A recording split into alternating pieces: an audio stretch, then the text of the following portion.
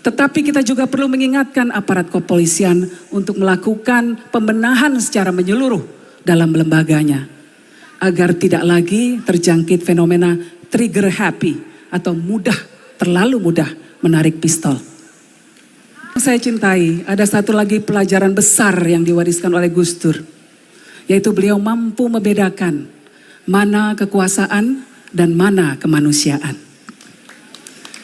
Ya ayyuhalladzina amanu kunu qawwamina bil qisti syuhada'a lillah walau ala anfusikum awil walidaini wal aqrabin. Wahai orang-orang yang beriman, jadilah kamu penegak keadilan dan saksi karena Allah, walaupun kesaksian itu memberatkan dirimu sendiri, ibu bapakmu atau kerabatmu. Perintah ini ditujukan untuk semua orang yang beriman, bukan hanya kaum muslimin. Salah satu keputusan terbesar Gus Dur untuk menegakkan demokrasi di Indonesia adalah memisahkan kepolisian dari Tentara Nasional Indonesia. Sebuah langkah yang tidak mudah untuk dilakukan.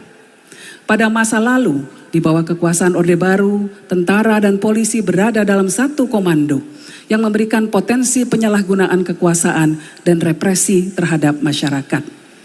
Gus Dur dengan kejernihan pikirannya memahami bahwa untuk mewujudkan negara yang benar-benar demokratis, kita harus memastikan bahwa kepolisian menjadi institusi sipil yang berfungsi untuk melindungi rakyat, bukan sebagai alat kekuasaan yang menindas.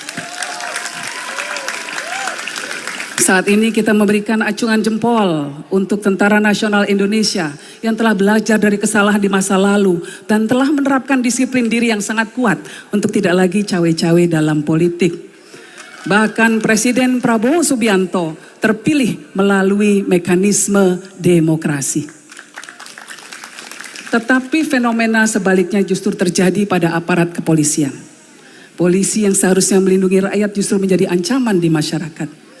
Gama Rizkinata, siswa SMK 4 Semarang. Budiman Arisandi, warga Palangkaraya. Haryono, saksi pelapor yang saat ini malah dijadikan tersangka. Mereka adalah contoh-contoh kecil dari para korban abuse of power dari aparat kepolisian.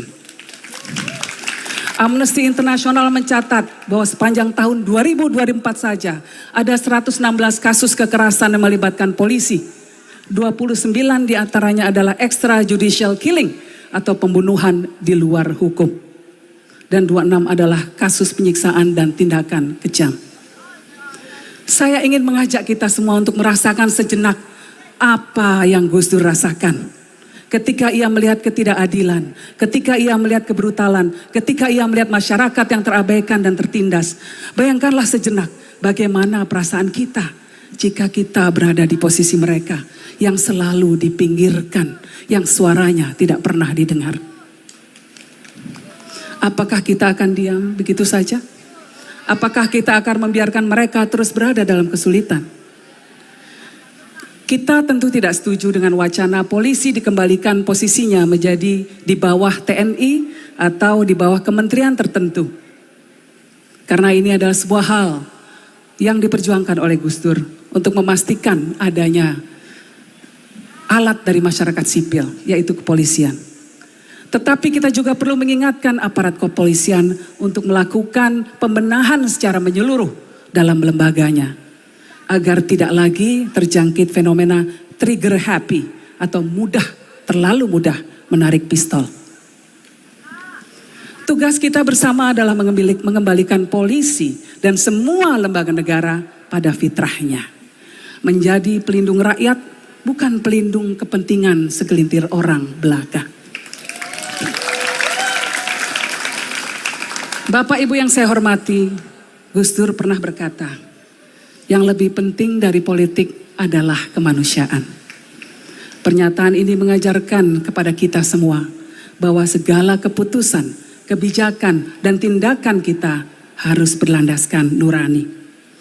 Sebab pada akhirnya nurani yang tajamlah yang akan membawa kita semua menuju jalan yang benar, menuju keadilan yang hakiki.